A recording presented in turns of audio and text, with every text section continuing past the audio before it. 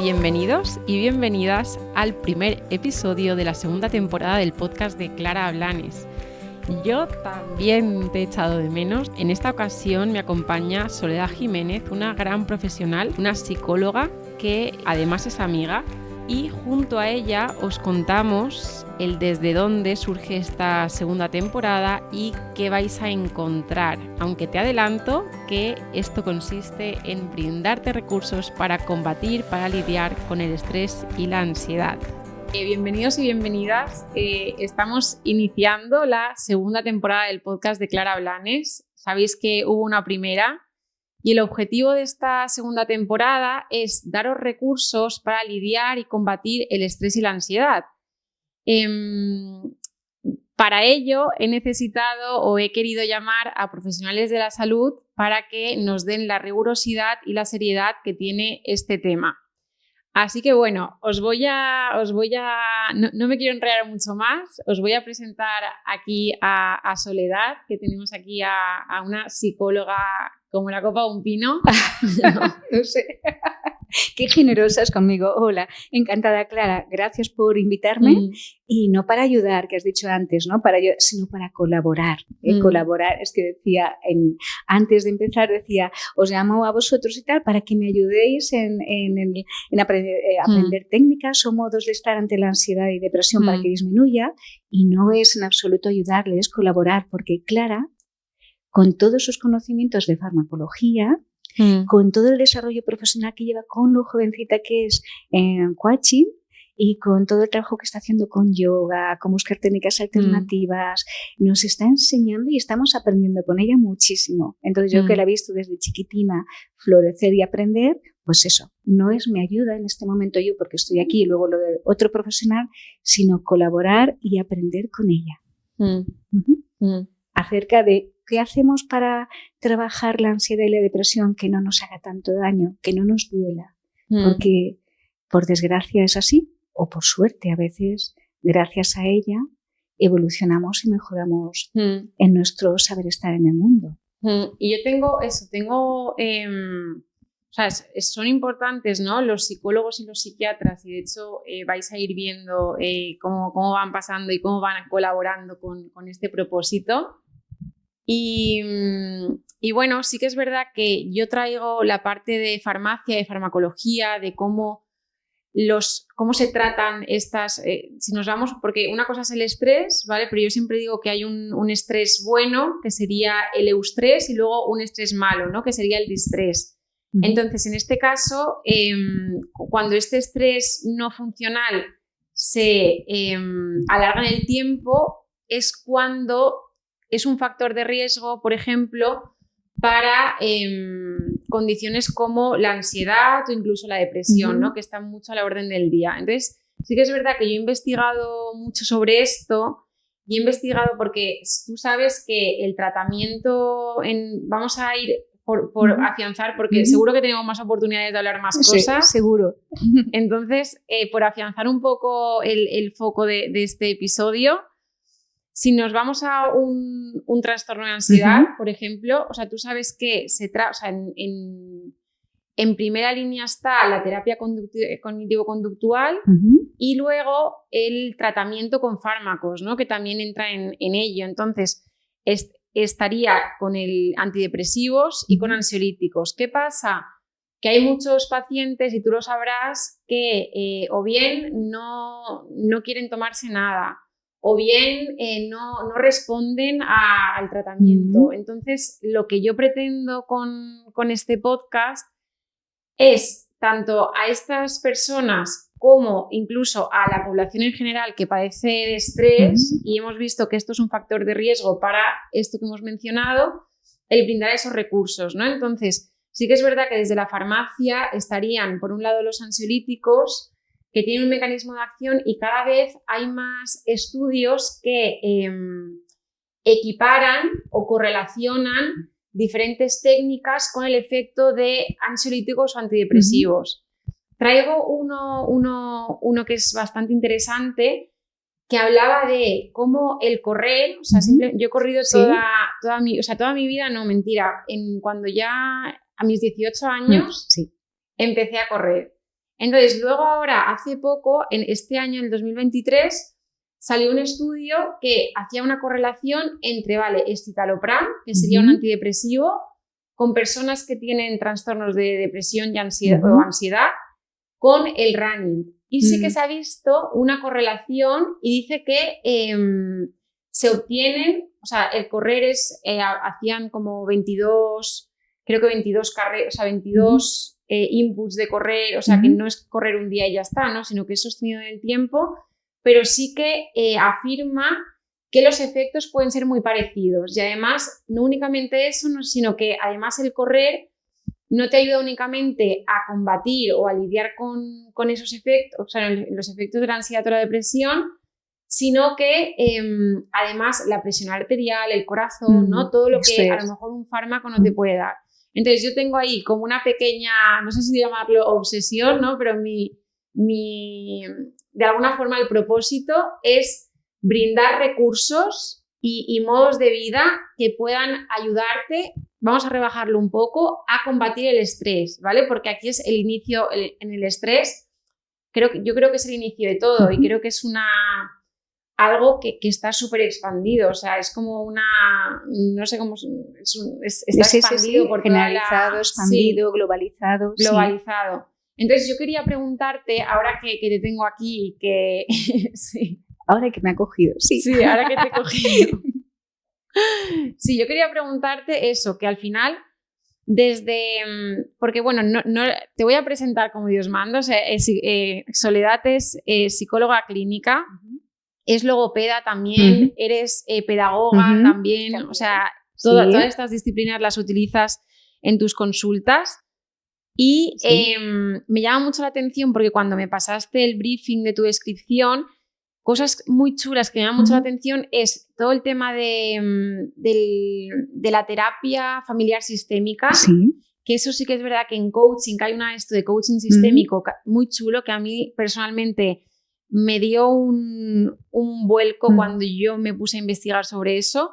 Y luego también yo creo que tiene similitudes, hablabas de hipnosis, ¿no? Que dices que es un tema que requiere mucha profundidad y tal, pero que fíjate cómo en sesiones yo puedo utilizar la visualización, la meditación, ¿no? Que, o sea, estoy segura que no es lo mismo, pero sí que a lo mejor puedo entender pinceladas parecidas. Entonces yo te quería preguntar eso, o sea, ¿tú cómo haces a tus pacientes, a no lo sé, pero a los miles, yo creo que muchas has dado miles de sesiones, has trabajado muchísimo y yo creo que tienes muchísima experiencia. Entonces, en pacientes con eso, con niveles de estrés altos, con niveles de ansiedad altos, o sea, ¿cuál es tu experiencia? ¿Qué es lo que funciona? No sé, o sea, que nos puedes ayudar en eso. Una pregunta muy complicada porque ¿qué funciona? ¿Funciona todo y nada? Depende de qué, de tantas variables, de tantas situaciones, de cómo esté la persona, de qué historia lleva detrás, de cómo vive lo que le está ocurriendo, de cómo es el estrés que le envuelve en el contexto, de cómo le han educado, qué ha aprendido en su familia, cómo ha aprendido a resolver dificultades y de si se cree en sí mismo. Fíjate, esta idea que ya nos han hablado los filósofos a lo largo de la historia de la humanidad, creer en uno mismo, conectar con uno mismo, saber quién soy, saber a dónde voy. Entonces, ¿qué ha funcionado? Puede funcionar casi todo y puede funcionar nada, sobre todo si la persona está dispuesta al cambio. Has nombrado la terapia sistémica, es verdad que la puedo utilizar poco porque hay distintos tipos de terapia, todas con la intención de producir un bienestar en el ser humano. Y la terapia sistémica habla del cambio. ¿Qué es el cambio, no? ¿Qué queremos para nosotros? ¿Sabemos a dónde vamos? ¿Estamos dispuestos a cambiar? ¿Vamos a esforzarnos y vamos a luchar por un cambio que a lo mejor nos supone un gasto de energía grandísimo y un dolor en el esfuerzo y quizás no tener los resultados que queremos? Entonces hay muchas personas, o todos a la vez, ¿no? Nos hemos encontrado en situaciones que hemos querido cambiar, pero nos ha dado miedo porque ¿qué va a suponer ese cambio? ¿Qué me voy a transformar? Por lo tanto, ¿qué da más resultados? Bueno, siempre si hay un estudio científico detrás y hay experimentos y hay constancia en el trabajo, evidentemente eso va a producir un cambio. No podemos hacer milagros. Hay personas que vienen a la consulta el primer día y dicen, es que yo quiero tal cosa, pero mira, voy a venir, o esto que me has dicho no lo voy a hacer, o tal cosa no lo pongo en práctica. Claro, esa persona no está preparada para ser el autor de su cambio. Fíjate, has hablado de cambio, has hablado de transformación, has hablado de confianza en uno mismo, has hablado de que uno esté, o sea, no me acuerdo muy bien de la palabra, pero has dicho como el autor. Has dicho, exacto, el autor de sí mismo, de su propio cambio. Eso. Con la ayuda, colaboración, guía, acompañamiento, que son palabras que se están utilizando ahora, son muy bonitas. Pues eso, el acompañamiento que podemos hacer los profesionales que intentamos prepararnos, a veces mejor y a veces peor, pero siempre con el apoyo de la evidencia científica. Es decir, de estudios sistematizados, bien comprobados, de experimentos, de buena documentación. O sea, que lo que hacemos no es al azar y no es porque eso nos ocurra a nosotros, pero al final es el propio sujeto el que tiene que producir el cambio.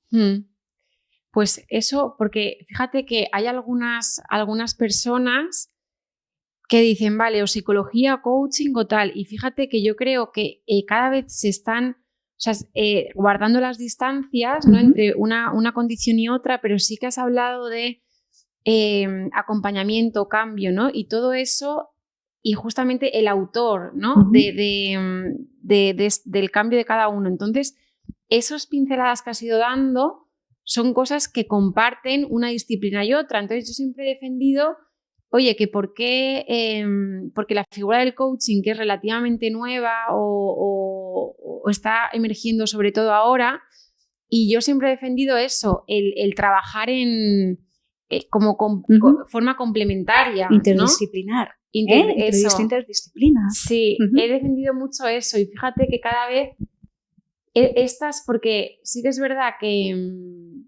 bueno, cuéntame, yo tengo una teoría que alguna vez lo he dicho y te la voy a compartir a ver qué te parece. Estupendo. ¿Vale? Sí. Entonces, para mí esto es, o sea, la pirámide del bienestar humano, vamos a llamarla así, ¿vale? Entonces, en la parte de abajo de la pirámide está cuando, o sea, hay un malestar muy grande. Entonces, es como que la persona está en el mar y se está ahogando y quiere salir del mar, ¿vale? Entonces, hay un malestar muy grande y necesita salir de ahí, ¿vale? Entonces, yo creo que ahí, o considero, según mi experiencia, lo que he ido viviendo, ahí es donde están los psicólogos y los psiquiatras. Para mí. Para mí están ahí en cuando una persona se está ahogando, que necesita salir de ahí, sea como sea. Es decir, cuando la ansiedad, puesto que empezamos este podcast hablando de la ansiedad y el estrés, cuando el estrés nos ha hecho ya mucho daño y la ansiedad pasa de ser la ansiedad normal que cualquier individuo, cualquier persona puede sentir, a ser un trastorno de ansiedad, que después, si quieres, los definimos. Y definimos también el estrés, además de lo que has comentado. Vale. Sí, fíjate, eso, y yo, ¿qué es cuando se está ahogando a alguien? ¿Vale? Cuando ese trastorno te impide hacer vida normal, por así decirlo, ¿no? O sea, no estás, de alguna forma, te está limitando. Entonces, para mí, ahí estarían los psicólogos y los psiquiatras. Luego llega un punto que la persona ya ha salido del agua, ¿no? Como que ya ese malestar, esa limitación, de alguna forma ha desaparecido. Y sin embargo se pregunta, o sea, ¿qué ha pasado? O sea, ¿qué me ha llevado hasta ahí? ¿O qué ha podido pasar? O sea, curiosidad, ¿no? He llegado hasta ahí, ¿qué patrones mentales me han hecho llegar hasta ahí? ¿Cuáles son mis creencias? ¿Cómo me trato? ¿No? ¿Cómo es mi confianza en mí mismo? Entonces, ahí en esa fase, yo cuando considero que, aquí me vas a corregir tú, que el psicólogo, o sea, sigue... Pero ya hay otra persona, otra figura que sería, ahí sí el coach puede entrar. O sea, ahí sí. Considero, yo creo que ahí es donde comparten, o sea, creo que es donde comparten. Y luego estaría un tercer nivel, que es, vale, mi curiosidad, tal, no sé qué, muy bien, vale, y un tercer nivel que yo no sé si en psicología lo lleváis a cabo, que ya es como, yo me lo veo muy, muy de coaching, que no lo sé si es así, ¿no? Pero es como Vale, o sea, realización personal en el sentido de, vale, búsqueda de propósito, búsqueda del ikigai, ¿no? Esa realización personal, ese... Crecimiento personal, eso, que además se llama así, y hay un trabajo muy bonito que se está haciendo de crecimiento personal, sí. Y ahí es, en esa punta yo creo que los psicólogos y meto los psiquiatras también, hay tanto en esta pirámide de abajo que a veces cuando un paciente ya ha trascendido esos límites y tiene un bienestar más o menos, ¿no? O sea, más o menos, o sea, puede hacer una vida normal y puede ir a por sus objetivos y tal. Yo creo que ahí el psicólogo como que ya tiene más gente, ¿no? Abajo que atender y ahí es cuando yo creo que el coaching ya se queda un poco solo ahí arriba, ¿no? Para las personas eso, que quieran buscar ese ikigai, ese propósito, esa realización personal.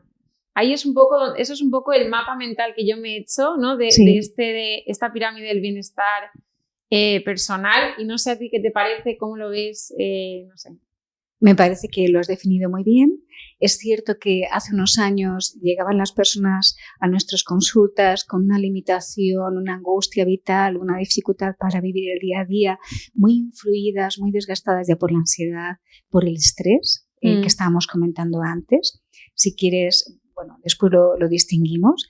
Y ahora, gracias a vuestro trabajo, gracias a la divulgación científica sobre conocimiento, el autoconocimiento, la autoestima, la valoración personal, cómo enfrentarnos a problemas, gracias también a la ayuda de otras personas desde el mundo oriental, también desde cuestiones o formas de vida como el yoga, gracias a la divulgación de mindfulness, que también, pues ahora llegan las personas a la consulta sin estar tan dañadas. ¡Ay, qué chulo! Eso es chulísimo, es chulísimo. Hay por ahí una expresión que a lo mejor yo la uso menos, pero es romperse, ¿no? Hay muchas personas cuando se sienten tan mal dicen, es que me he roto. ¿Qué significa eso? Es que el dolor que siento es tan intenso que no sé ni quién soy. No tengo fuerzas para hacer lo más sencillo. Antes llegaban así, llegaban de esta manera, se sentaban enfrente de nosotros o a nuestro lado, porque podemos colocarnos enfrente o al lado, depende cómo. Quiero decir que no nos comemos a nadie. Y siempre teníamos pañuelos al lado y sabíamos que la primera y la segunda sesión era un llanto continuo. Era muy triste, porque la ansiedad produce tristeza. Y a la depresión se puede llegar por muchos caminos y uno de ellos es por la ansiedad. Cuando la ansiedad es tan intensa que la persona deja de creer en sí mismo. Y eso, llegaban rotos, desgastados, desvalidos, y ahí estaban nuestros pañuelos, que era muy simbólico, porque lo que quería decir es, tengo que soltar todo este malestar, tiene que salir fuera de mí. Y ahora es muy bonito porque la gente llega, las personas llegan, y llegan muchos jóvenes con el deseo de ese crecimiento personal, el deseo de conocerse, de que la ansiedad no los limite, no los invada. Y ahí estáis vosotros, como coach. De hecho, en algunas terapias con algunas personas me dicen, he conocido que está trabajando como coaching y tal, y me puedo ayudar, me ha gustado, ¿puedo hacerlo? ¿Puedo compaginarlo con la terapia? Sí, y por supuesto.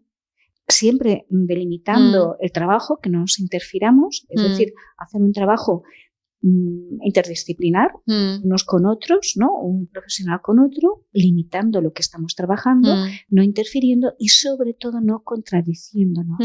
Pero a la pregunta inicial, porque me he perdido y me he hecho muy largo, sí, está muy bien porque las personas ya no llegan con este malestar.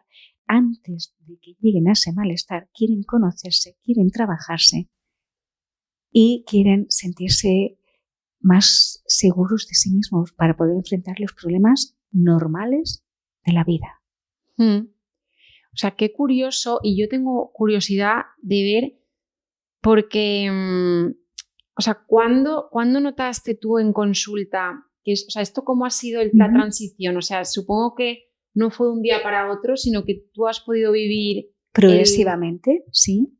Pues desde ahora unos 10 años, 15 años, y desde que se habla por los medios sociales se hace extensible a toda la población cuestiones emocionales, cuestiones de autorreferencia, de quién soy, dónde voy, del deporte, que lo estabas comentando antes, es cierto, y Y se nos quitan los miedos para hablar de nosotros mismos.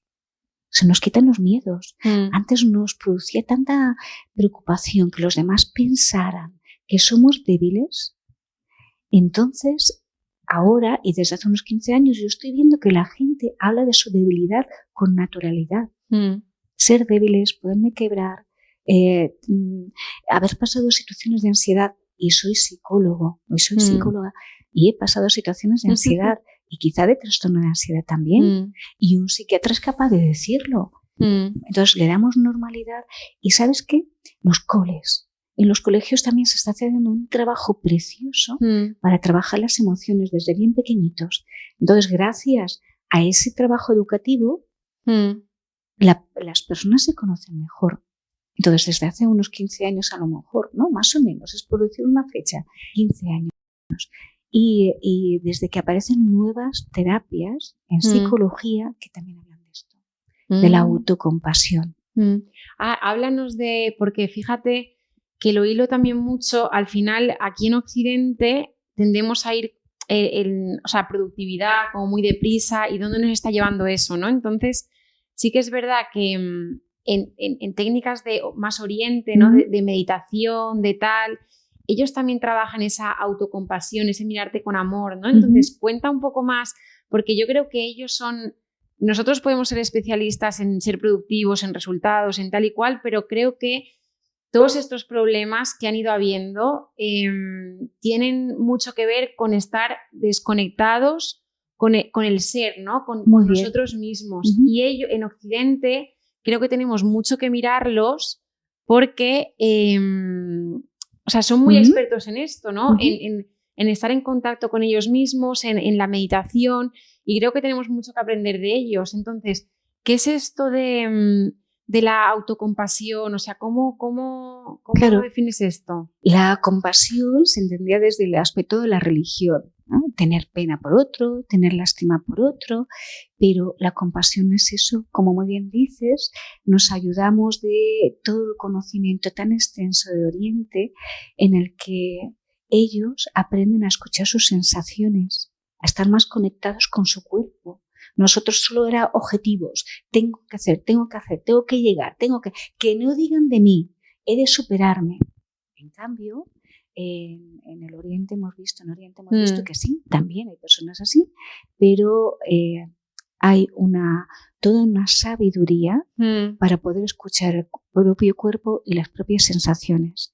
Si escuchamos nuestras sensaciones, nos conocemos mejor. Y si después no nos juzgamos con intransigencia, sino desde la comprensión, desde el amor hacia nosotros mismos, vamos a tener una autocompasión positiva. Es decir, la autocompasión no es caigo en el victimismo, pobre de mí, mira qué me ha pasado, qué malo que es el otro, qué terrible es lo que me está ocurriendo, qué desgracia más grande y por qué me pasa esto. No, la autocompasión sería acepto lo que me está pasando, esto es lo que está ocurriendo en este momento, me escucho, entiendo o intento entenderme, intento comprender por qué he actuado así, acepto que yo haya actuado así sin castigarme, y a partir de mis sensaciones, de escuchar los latidos de mi corazón, de escuchar el mareo que tengo por la ansiedad que siento, de ver el temblor que puedo tener en las manos, no lo oculto. Lo observo, lo miro, intento ponerlo fuera de mí y decir qué me está ocurriendo y qué puedo hacer para solucionar esta situación, este malestar. Entonces, técnicas como yoga nos ayudan muchísimo a conectar con nosotros mismos y nos ayuda también a plantearnos, objetivarnos, es decir, ver los objetivos de otra manera, sin la dictadura de la perfección. Mira, la perfección, el perfeccionismo, esto que nos ha caído en nuestra sociedad en los años anteriores como tenemos que ser perfectos y mejorarnos. Sí, tenemos que mejorar, pero sin la intransigencia del perfeccionismo. Así que tu trabajo como coach es excelente, porque pones los objetivos, pero a la vez haces que la persona se escuche y que diga ¿hasta cuándo? ¿Dónde? ¿Cómo hacerlo? Es decir, puedo hacerlo, pero si me tengo que parar 3 veces, me paro 3 veces. Si tengo que caerme y levantarme, me comprendo, tengo esa compasión por mí, no me juzgo criticándome y vuelvo otra vez a levantarme. Hay una cosa que me está ahí, una cosa muy chula, porque una cosa que a mí se me quedó grabada, y fue que una vez me dijiste tú, oye, porque sí que es verdad que yo tengo mucha empatía con los demás, ¿no? Y como que siento mucho las emociones de otros, incluso las puedo, o sea, ya he aprendido a raíz de estar tiempo conmigo, de todas las prácticas que he hecho y demás, sí que he aprendido a diferenciar qué es mío y qué no es mío, ¿no? Pero sí que es verdad que tengo una capacidad muy fuerte a la hora de ponerme en el lugar del otro, a empatizar, ¿no? Entonces tú me dijiste un día, oye, y toda esa compasión que tú sientes por los demás, o sea, ¿qué tal si te la aplicas a ti misma? Porque en un momento, o sea, y yo dije, o sea, eso se puede aplicar a ti mismo, ¿no? Y no veas a veces porque claro, yo creo que tenemos todos dos formas, ¿no? Una que es el patrón antiguo, que lo trabajo yo mucho en sesión, y otro es el nuevo patrón. Entonces, sí que es verdad que en sesiones despertamos nuevas formas, nuevos patrones, o igual si estás escuchando este episodio se te enciende algo, ¿no? Y luego, para ese nuevo patrón, toca poner atención para hacer ese patrón grande y que el pequeño, el viejo se vaya quedando obsoleto. Entonces yo muchas veces todavía me pillo diciéndome, oye, o sea, con esa voz exigente, decías tú, de perfeccionismo, y ahí fíjate que me viene eso que me dijiste tú un día, me viene ahí y me digo, oye, Clara, ¿qué tal si aplicas si te miras con compasión, ¿no?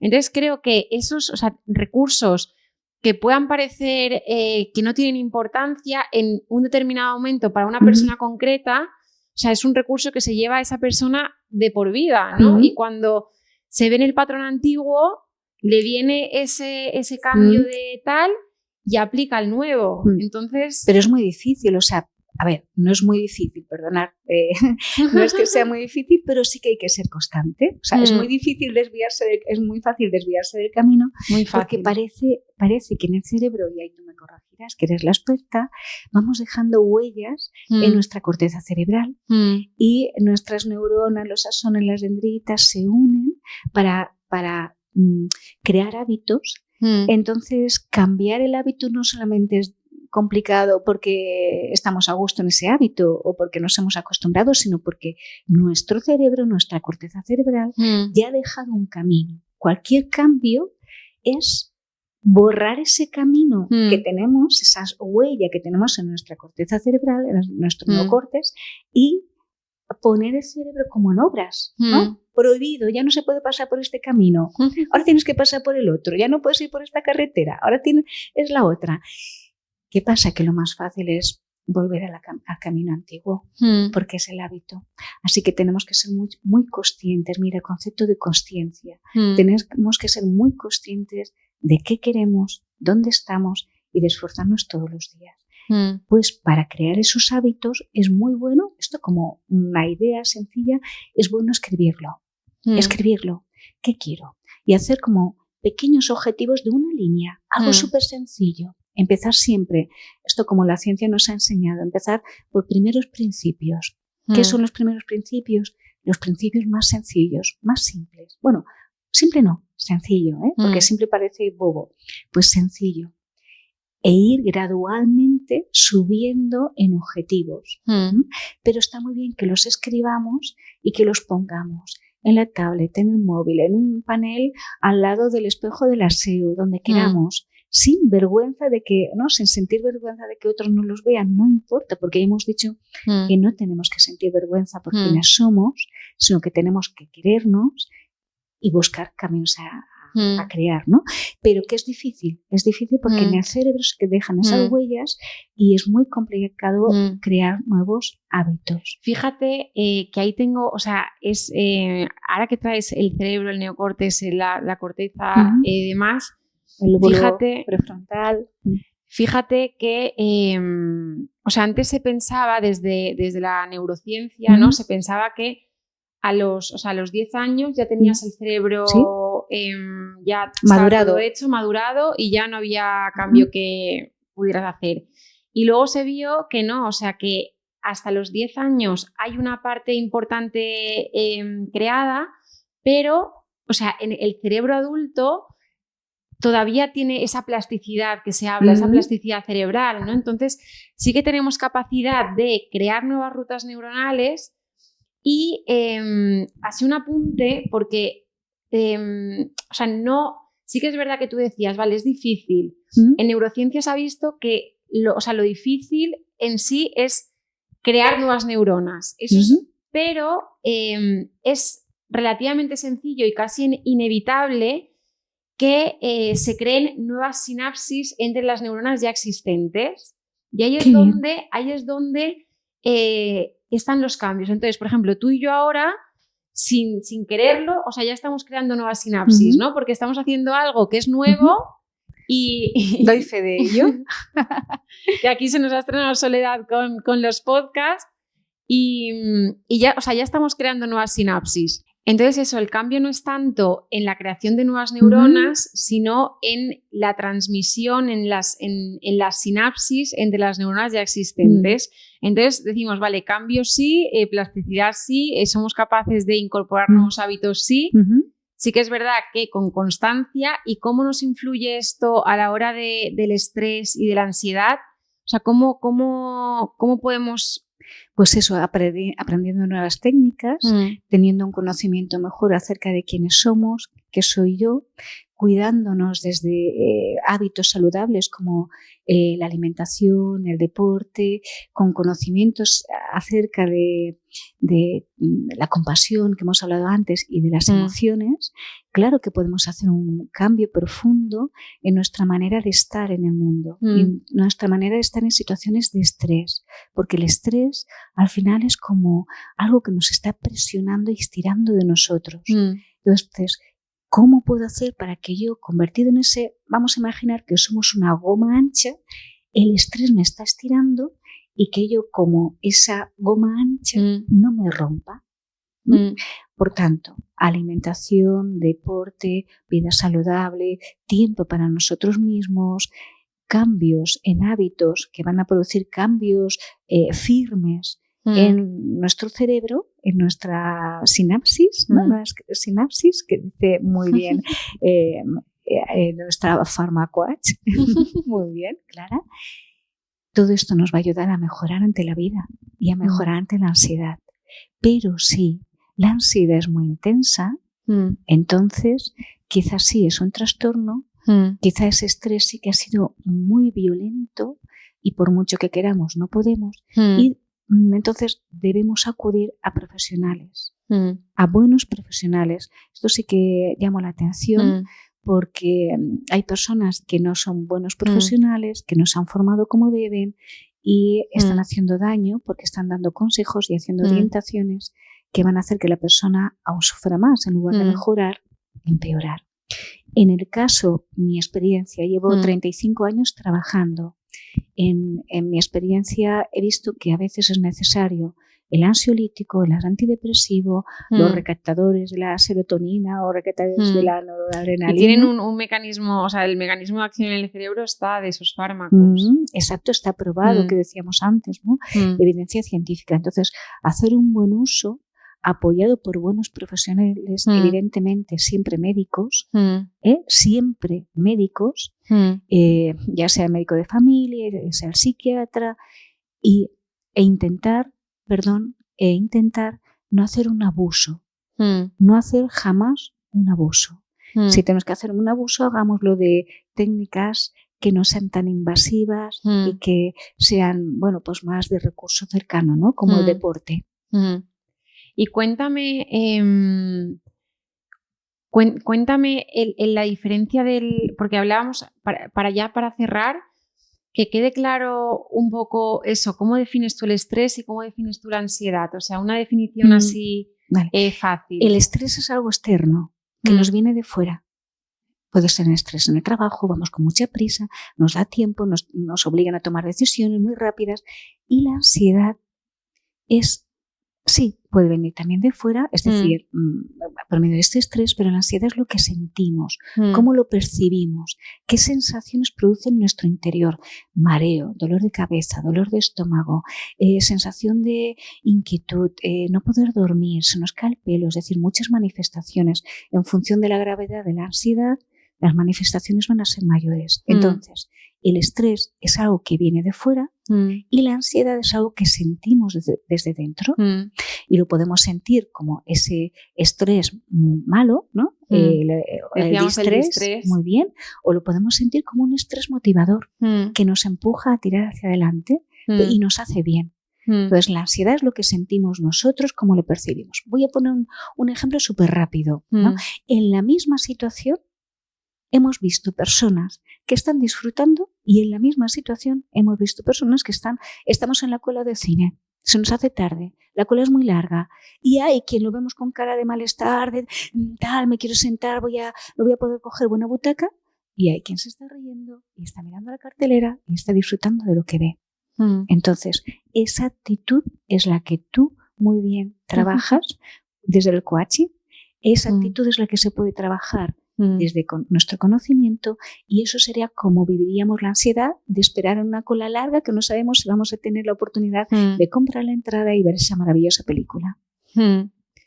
Sí, entonces yo, o sea, ya fenomenal, fenomenal, y ya por ir despidiéndonos, decirte que eso, que ha sido un placer el estar aquí, que sé que, bueno, pues que has puesto un montón de tu parte y que, bueno, no sé, que ha sido fenomenal para mí y que, bueno, que seguro que hay una segunda parte, que se nos han quedado muchos temas pendientes. Muchísimos. Que este tema es inabarcable. Y bueno, que seguro que hay una segunda parte donde podemos seguiros dando esos recursos para al final vivir mejor, vivir más felices, con mayor bienestar y poder combatir ese estrés y esa ansiedad de la mejor forma. Muchísimas gracias a ti. Como decía al principio, el placer es mío.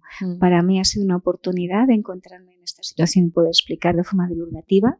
No sé, seguro que, como bien dices, ha quedado mucho más para explicar, que lo haremos porque yo había traído temas interesantes, pero quiero decir especialmente que es un placer estar con Clara, que yo he formado parte en los últimos años de su vida viendo cómo florecía, y utilizo adrede esta expresión, cómo florecía de situaciones de ansiedad, cómo ha sido capaz de crecer como persona y ser valiente para haber creado esta maravillosa empresa. Gracias a ti. Gracias. Y hasta aquí el episodio de hoy. Y no me puedo ir sin preguntarte, ¿cómo vas a aplicar lo aprendido? ¿Cuál puede ser el primer paso? En mi web tienes recursos gratuitos que te ayudarán a dar ese primer paso. Regístrate gratis en www.clarablanes.es. Nos vemos en el próximo capítulo. Un abrazo súper fuerte.